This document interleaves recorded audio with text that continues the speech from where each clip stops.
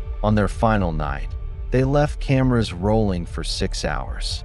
At 3:21 a.m., footage showed the sealed door creaking open by itself. A mist spilled out like fog. Then, a whisper, "Stay. The lead role hasn't been cast yet." By morning, one crew member was dead. He fell from the balcony of their hotel.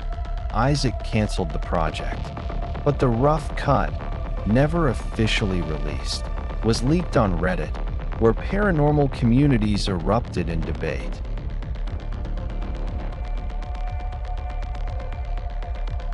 In 2023, Grand Majestic Theatre shut down for renovations. But a contractor working on electrical rewiring claimed internal surveillance cameras still functioned. Every night at exactly 3 a.m., a faint flicker of light appears on the top floor, right where room 4 once stood. In a leaked maintenance log, a night guard wrote, "I heard footsteps. I heard Evelyn singing, but I was the only one on shift." Isaac has since gone missing. His final blog entry reads, "That room was never meant to be opened. It's waiting for someone else to take her place."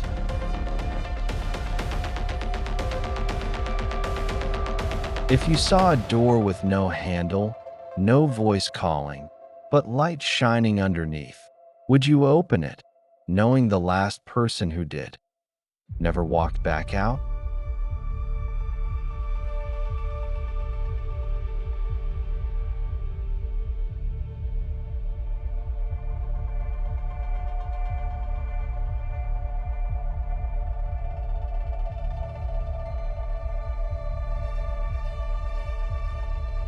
She hasn't slept for 50 years.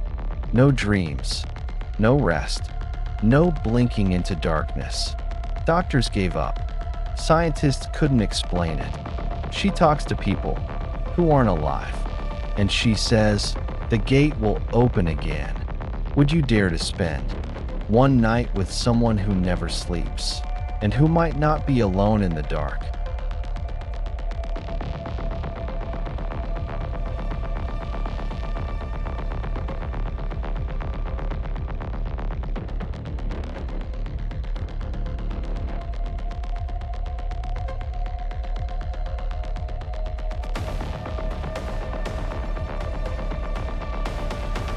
One of the most baffling medical cases of the 20th century, a woman who never slept, remained fully conscious, and occasionally spoke with those who no longer lived.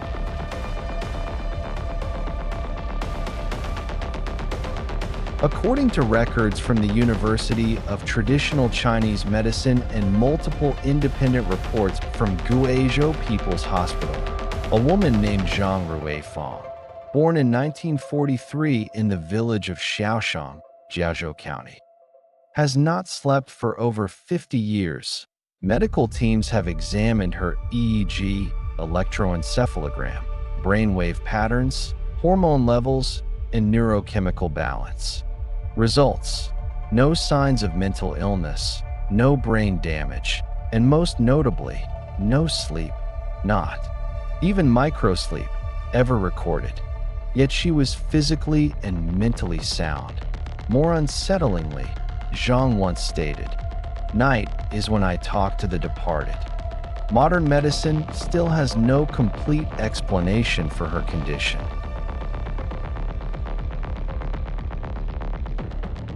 Zhang Ruifang was born in 1943 and spent her life in a remote mountain village in Guizhou province.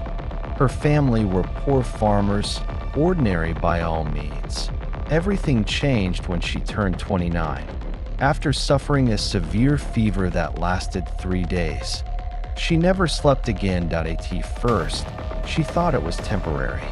But as days turned into months, then years, she remained wide awake, yet never tired.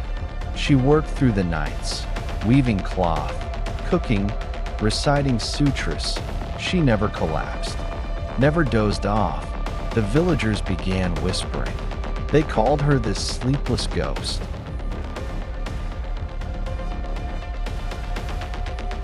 In 1994, a medical team from Beijing visited Zhang. They brought EEG machines, melatonin monitors, and biometric sensors.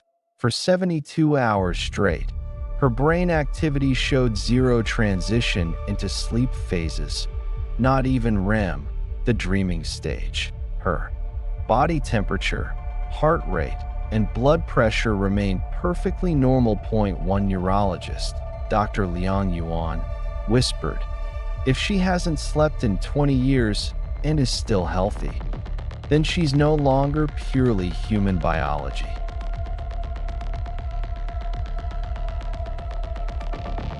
Zhang often sat by the window all night, eyes open, staring into nothing. Her niece later said, "I'd wake up at night and find her talking softly in the dark, sometimes laughing, sometimes weeping." When asked, Zhang calmly replied, "They're the departed. They get lonely." I listened. During a documentary shoot, a microphone picked up a male voice whispering from an empty corner. When replayed, it said, "I haven't found my son yet." There was no one else in the room.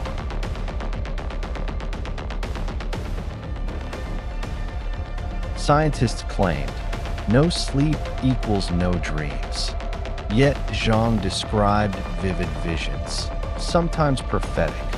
Once, she said she saw herself in a blood-red field, watching the dead lining up to cross a bridge of fire. That a week later, a forest fire broke out near her village. The number of deaths matched her count exactly. Zhang said, "People sleep to dream of what hasn't happened. I see what no one else wants to."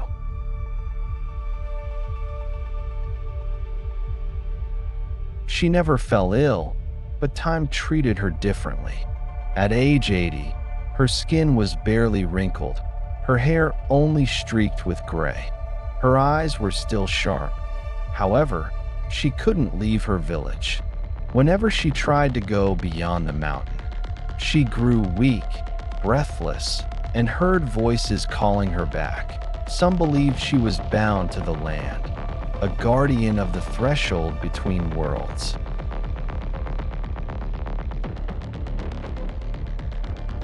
In 2021, a young American researcher named Julian Morales arrived to interview Zhang. He specialized in extreme sleep disorders, and he stayed in her home for 5 nights. By the 3rd night, Julian began sleepwalking, speaking in unknown tongues.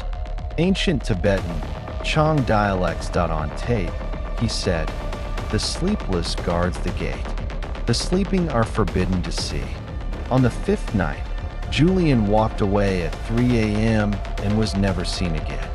3 months later, his family received a package, an empty journal with one sentence written inside. "I saw them. She is not alone."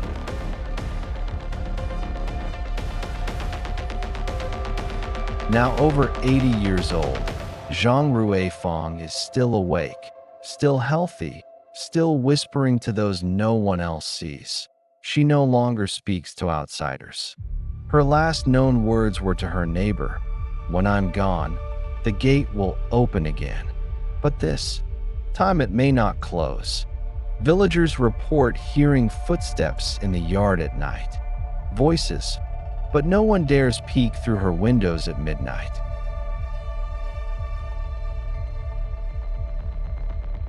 If someone told you they haven't slept a single night in 50 years, and they're perfectly fine, would you spend one night with them, just to find out what else might be staying awake in the dark?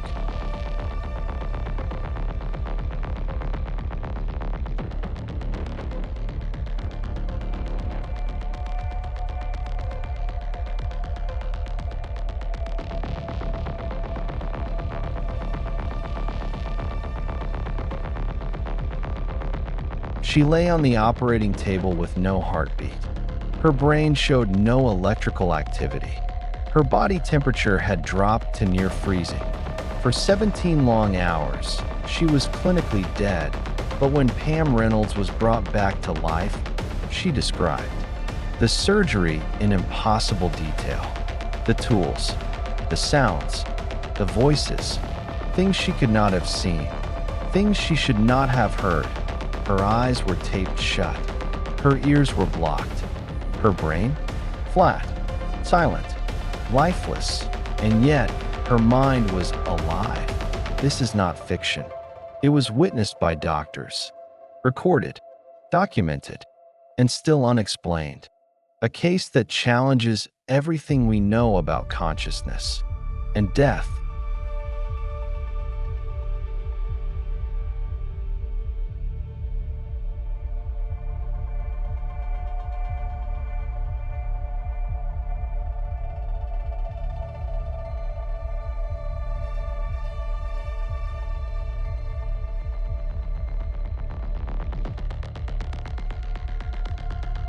The woman who came back after 17 hours of cardiac arrest. Pam Reynolds, USA.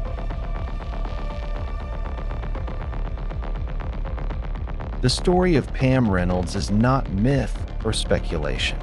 It is a fully documented case in modern medical history, confirmed by surgeons and neurologists, and publicly discussed at scientific and medical conferences around the world. In 1991, during a high-risk brain surgery in Arizona, Pam was placed into a state of deep clinical death. Her heart stopped, her brain ceased all activity, and her body temperature was reduced to 60 degrees Fahrenheit, 15 degrees Celsius. By all accounts, she was biologically dead. Yet, after being revived, she recounted precise details of what had happened in the operating room, what doctors said, what tools were used, and where they stood. Everything occurred during a time. Her brain had no measurable electrical activity. This is considered one of the strongest, most medically verifiable out-of-body experiences, OBE, in history.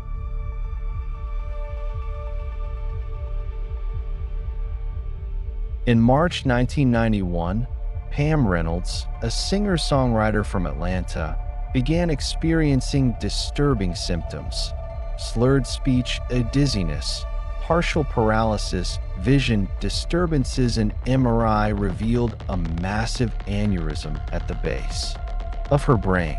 It was in a location so dangerous that most surgeons refused to operate. She was referred to Dr. Robert Spetzler, a leading neurosurgeon at the Barrow Neurological Institute in Arizona. His only option, a radical surgical technique called hypothermic cardiac arrest, stopped the heart, stopped the brain, drain the blood, lower body temperature, then operate. It was high risk. During the procedure, Pam would have no heartbeat, no brain activity, and no vital signs for over 17 hours.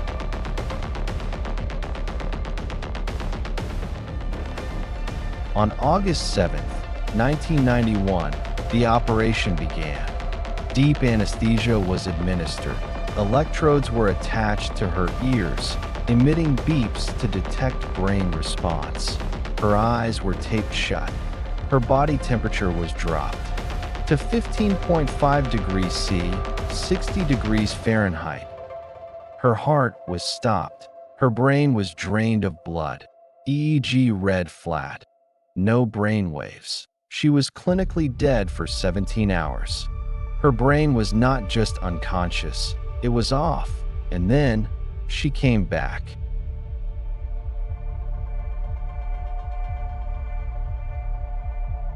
After surgery, Pam asked to speak with Dr. Spetzler. She described, in uncanny detail, "I was floating above the operating table. I saw a tool that looked like an electric toothbrush. I heard a female voice say, 'Her arteries are too small.' Then I heard Dr. Spetzler respond, 'We need to enlarge them.' The details matched. The surgical saw did resemble an electric toothbrush. The conversation did happen, word for word. She couldn't have seen or heard anything. Her eyes were shut and taped. and the audio inputs to her brain were blocked. Her description included the room, the tools, and the exact sequence of events during the 17-hour period of flat EG.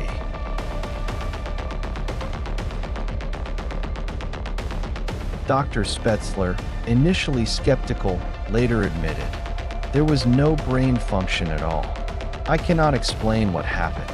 Other doctors suggested alternate theories. She imagined it afterward, hallucination before cardiac arrest. But none explained the accurate and verifiable information she shared from a period where her brain was medically inactive.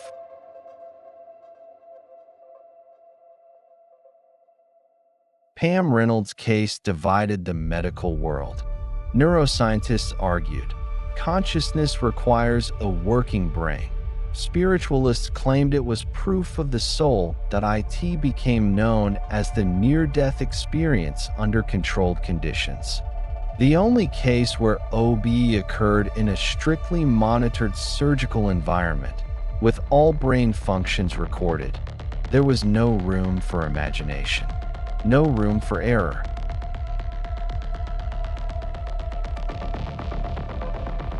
Pam lived another 14 years. She described her experience as more real than life and said she no longer feared death. She released several music albums inspired by the event. In interviews, she said, "That place is not a dream. It's more real. Then here, there's light, warmth, and something that recognizes you." She passed away in 2010 due to cancer complications. Her legacy is a challenge to neuroscience itself.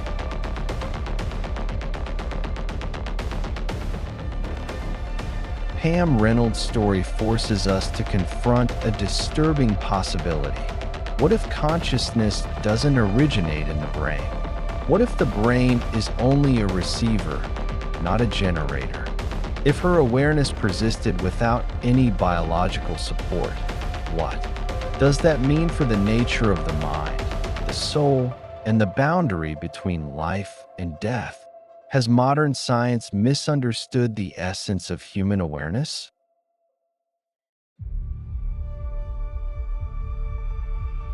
If Pam's mind was active while her brain was dead, where was her consciousness? Is there a dimension of reality beyond physical biology? Or is this just a scientific blind spot waiting to be solved?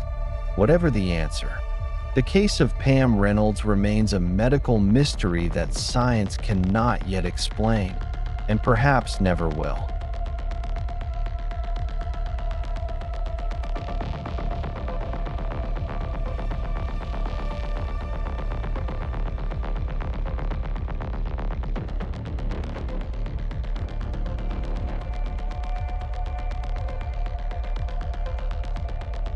A child falls from the 7th floor of an apartment building. Bystanders scream. Wind cuts through the silence, and the tiny body plunges toward the ground. But at that very instant, a man happens to be walking by at the exact location, at the exact moment. The child lands directly on him, survives. Both survive. 1 year later, the same child falls again from the same window, and the same man is there, still alive. His name is Joseph Figlock. What are the odds? 1 in a million? Hey, billion? Or is this beyond probability?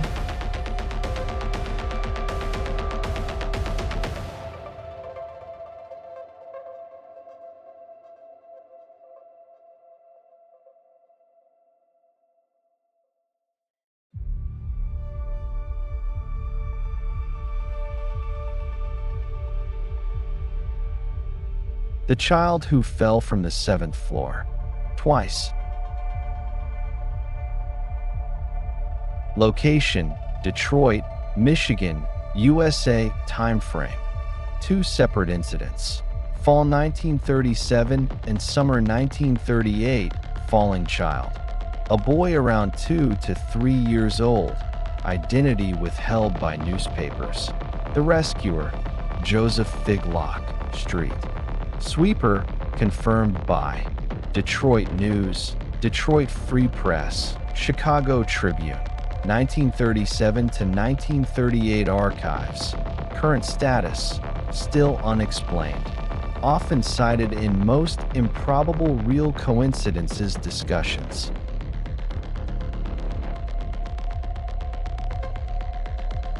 Detroit in the 1930s had a dull, gray mood, lingering shadows from the Great Depression. Monolithic apartment blocks lined dusty roads, each building a muted echo of the next. On a quiet autumn afternoon, Joseph Figlock, a 50-something municipal street sweeper, was doing his routine work, pushing a wheeled cart down a narrow residential street. He didn't expect anything unusual. No one ever did on those streets. Then came the scream. From the 7th floor of a nearby apartment, a small child had fallen. No warning, no safety rails, no time. If the boy hit the concrete sidewalk, it would have been fatal. But at that exact moment, Joseph Figlock was passing beneath. The child landed on his shoulders. Both collapsed. Witnesses gasped. Some thought he'd been crushed. And yet, miraculously, the child suffered only minor bruises, and Joseph sustained a broken shoulder. The boy lived.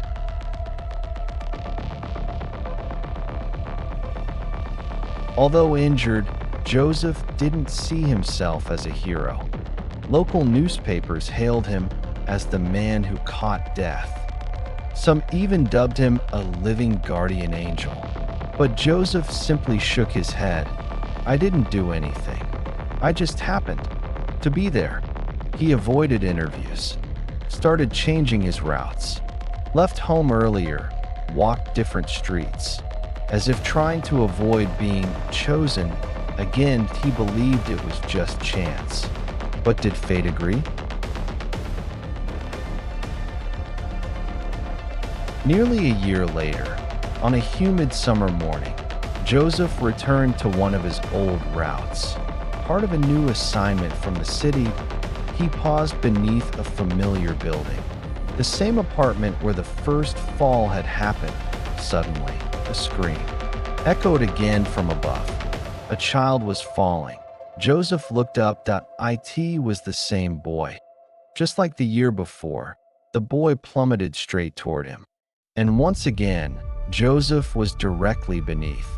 The child struck him, and Joseph was knocked unconscious. But, unbelievably, both survived again, minor injuries. No permanent damage. History repeated itself. Newspapers couldn't believe it. A child falls from a 7th floor window twice, a year apart. The same child, same man beneath, same location. Both survived. Statisticians estimated the odds as less than 1 in 10 billion. There was no logical explanation. Some theorized it was a glitch in reality. Others claimed Joseph wasn't just a man. He was a protector placed at the right moment. Amid all the buzz, Joseph chose silence. In one rare statement, he said, "Maybe I was there for a reason. Maybe that boy was, too." No one could say otherwise. Police didn't charge the parents. No one explained why the same window was open both times. No one understood why Joseph had walked that street again. Some whispered he'd been pulled back by fate.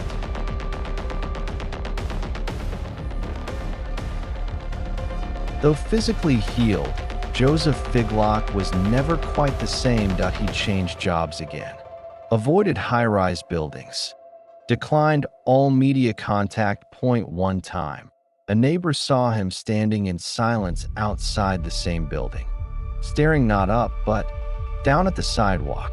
Was he counting seconds? Waiting for a third fall? That never came. The child reportedly moved away with his family. No one heard of him again.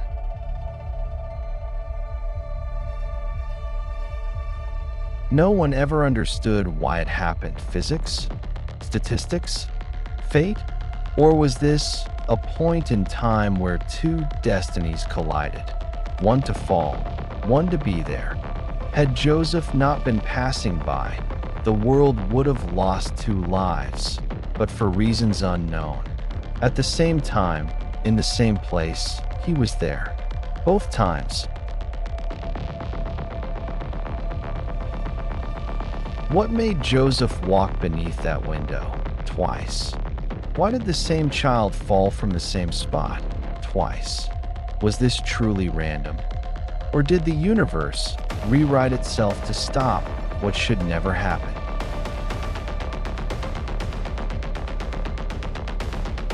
The story ends here, but the mysteries still linger somewhere out there, hiding in the dark. Thank you for listening all the way to the end. If you felt a chill down your spine, don't forget to subscribe, turn on the bell, and share this story. We'll meet again in the next night with another mystery. Good night.